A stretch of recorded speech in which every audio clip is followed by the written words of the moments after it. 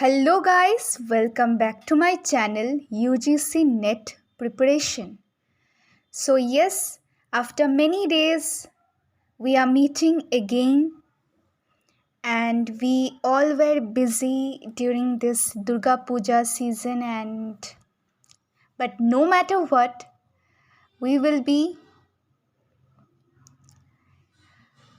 trying to level up our studies as we used to do before. So let's start. So today I will be discussing top 25 questions of higher education, and if possible I will include some questions of ICT. So be with me till the end of this video and you will get the most out of it. So मैं ये चाहती हूँ कि आप ये सुनते सुनते आप लिखते भी रहिए अपने कॉपीज़ में और एंड तक देखिए वीडियो को।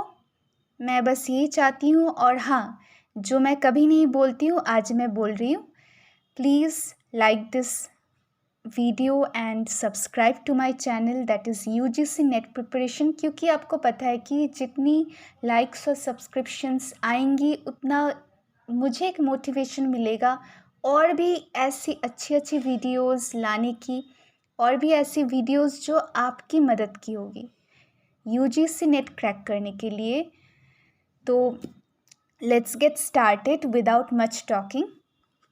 The first question, which is not correct about the National Council of Teacher Education, that is NCTE, which is not correct. तो आपको कुछ sentences यहाँ पर दिया हुआ है, statements. It was formed in 1995. It covers a variety of teachers' education programs. It regulates, coordinates guidelines for teachers' education and teachers' training. It is advisory in nature, not statutory. So which is not correct कहा है? तो यहाँ पर ये सही है. Yes, it was formed in 1995. NCT was formed in 1995. Yes, it covers a variety of teachers education program. नाम में ही टीचर एडुकेशन है तो टीचर्स एडुकेशन प्रोग्राम्स के लिए तो काम किया ही है इसने. It regulates, coordinates guidelines for teachers education. Yes, guidelines भी देता है teachers को, but this one is wrong. NCTE is advisory in nature, not statutory. No. It is statutory. I hope आपको पता है कि statutory का मतलब क्या है. Statutory यानी वो ऐसा बॉडी जो किसी एक्ट के तहत बना हुआ है. Like for example UGC act के तहत UGC बना हुआ है तो it is statutory. Then NCTE, yes, it is a statutory body because it was founded under the National Council of Teacher Education Act 1993 in 1995. Act आया था 1993 में और ये बना 1995 में. मतलब ऐसा एक बॉडी जो एक्ट के वजह से बना है उसे हम कहते हैं it is a statutory body. Okay. It covers a variety of teachers education programmes. It regulates, coordinates guidelines for teachers education and teachers training. It is a statutory body in teachers education systems. So the second question, match. आपको match करना है Shodh Ganga, Shodh Gangotri, e Shodh Sindhu, national digital library NDL. तो मैंने पहले से ही ये सब कुछ कर रखा है और आपको खोजने की ज़रूरत नहीं है. तो आई होप आपको कोई प्रॉब्लम नहीं है कि मैं आपको एक कॉपी से पढ़ा रही हूँ और ना कि कोई डिजिटल बोर्ड या फैंसी कोई चीज़ है.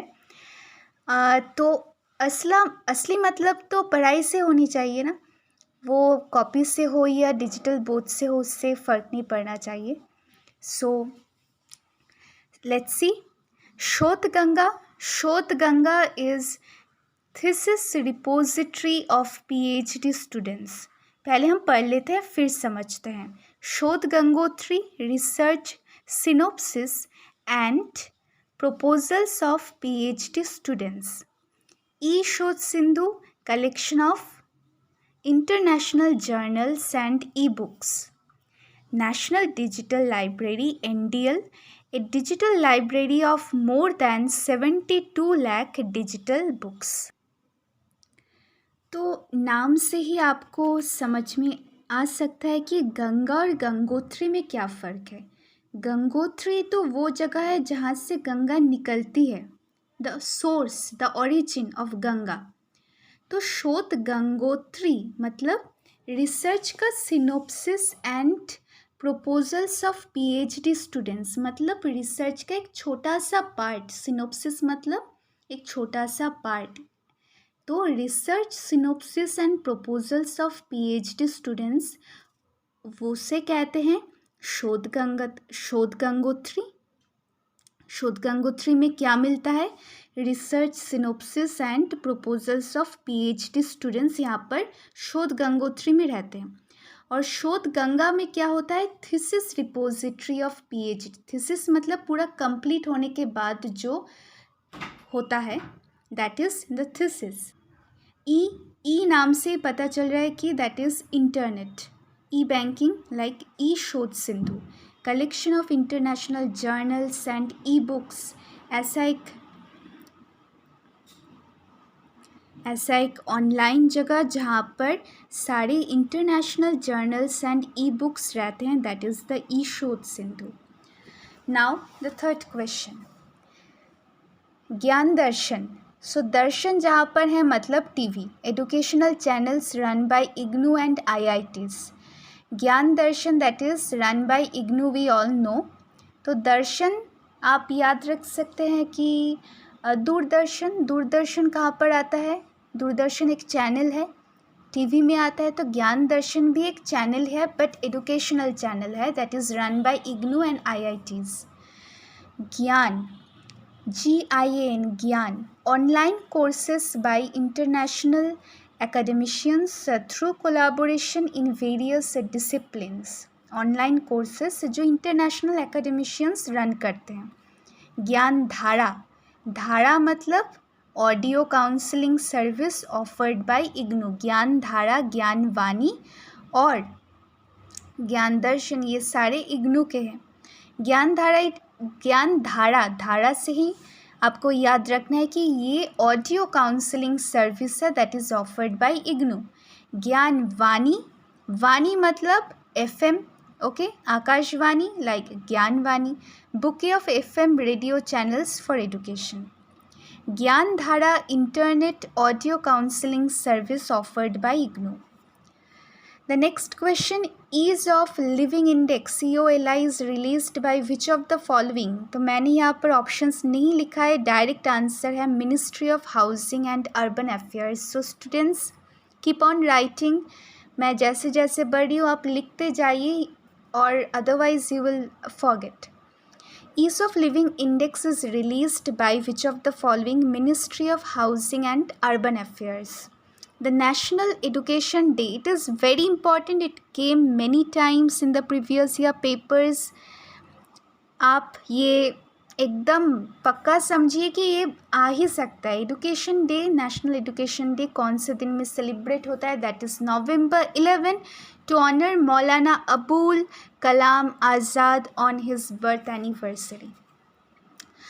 क्वेश्चन नंबर 8, आपको 2 स्टेटमेंट दिया हुआ है। Statement 1, Vidya Dan 2.0 was launched on Diksha platform। Statement 2, Vidya Dan is a national program to denote or contribute e-learning resources for school as well as higher education। And the good news is both are true. Yes, Vidya Dan 2.0 was launched on Diksha platform. Yes, absolutely correct। Statement 2, Vidya Dan is a national program to denote or contribute e-learning resources for school as well as higher education। Let's move on to the next question. Who amongst the following is the 15th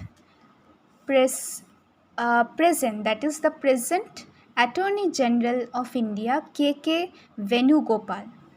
consider the following statement regarding NEAT. NEAT का full form बच्चों बहुत important है, national educational alliance for technology. I am repeating, NEAT का full form है national educational alliance for technology. So NEAT के बारे में आपको 2 स्टेटमेंट दिया हुआ है. It is launched by MeitY, that is ministry of information technology. It aims to use technology for better learning outcomes in primary education. Yes, both are incorrect here. Both are incorrect. दोनों ही गलत है. NEET, National Educational Alliance for Technology, it is not launched by MIT. Don't get confused. The Ministry of Human Resource Development, MHRD, has launched a new National Educational Alliance for Technology, NEET, to use technology for better learning outcomes in higher education. It is not MIT. NEET is NEAT. NEET is launched by MHRD. The scheme aims to use artificial intelligence to make learning more personalized and customized as per the requirements of the learner. MHRD aims to recognize the development of technologies in adaptive learning and bring them under a common platform so that learners can access it easily. So, ये second statement भी गलत है. यहाँ पर लिखा है कि technology को better learning outcomes in primary education में करने के लिए. No, it is not correct. यहाँ पर एम तो कुछ और ही है. Its aim is to use artificial intelligence, guys, artificial intelligence, AI, to make learning more personalized and customized. So both the statements are incorrect. Let's move on to the next question. Today we will be solving at least 20, or if possible we will be solving 25 questions. The next question, consider the following statement regarding the Pragati. It is a multi-purpose, multimodal platform for proactive governance and timely implementation. It was launched in 2015. It is a 4-tier system: PMO, union government, secretaries, chief secretaries of the state and the head of local bodies. So, this one is wrong. प्रगति में 4 tyre नहीं है. It is a 3 tyre system. PMO है prime minister office, okay, union government secretaries and chief secretaries of the state. So statement 3 is wrong. 4 नहीं है, बस 3 है. PMO, union government secretaries and chief secretaries of the state. Where is Intel's headquarters? ऐसे अजीब अजीब questions आते रहते हैं, आपको पता भी नहीं चलता है कि ये क्यों आया है, कैसे आया है, पर आपको याद रखना है. Where is Intel's headquarters? California. In the context of the banking system in India, what does IFSC stand for? It is so important. IFSC. IFSC code आपने देखा है ना, जब आप कुछ खरीदते हैं ऑनलाइन या आपको तब किसकी ज़रूरत पड़ती है? चेक की. चेक में क्या रहता है? IFSC code. IFSC कोड का फुल फॉर्म क्या है? That is Indian financial system code. It is very important. IFSC, Indian Financial System Code. It is an 11-character alphanumeric code used to, alphanumeric मतलब पता है ना आपको, used to identify each branch of every bank in India, and the first 4 letters tell about the name of the bank and the last 7 letters specify the branch number. This code is assigned by RBI to identify banks and their branches. So यहाँ पर आपके लिए एक homework है. आपको इस 3 मैंने जो एब्रीविएशंस लिखा है इसका फुल फॉर्म आपको कमेंट सेक्शन में लिखना है. सो जल्दी से जल्दी ढूंढिए, या आपको अगर पता है तो जल्दी से कमेंट बॉक्स में लिख दीजिए. The government of which state has launched the yoga से निरोग प्रोग्राम? योग से निरोग कौन से स्टेट ने ये लॉन्च किया है? कौन से गवर्नमेंट, कौन से स्टेट के गवर्नमेंट ने लॉन्च किया है योग से निरोग? उत्तर प्रदेश, उत्तराखंड, मध्य प्रदेश, राजस्थान या none of the above? The answer is Madhya Pradesh. Madhya Pradesh को कम मत समझिए। मध्य प्रदेश ने क्या लॉन्च किया है?